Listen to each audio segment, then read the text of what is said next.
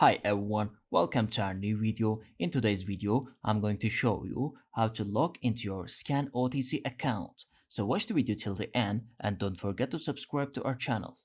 Okay, first of all, open up a web browser of your choice and type in otc.scanhealthplan.com/login and press enter on your keyboard.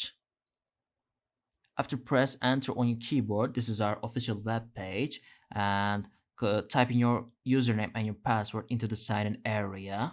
If you forget your username, click on this forget username link over here and follow the instructions. If you forget your password, click on this forget password link over here and follow the instructions again.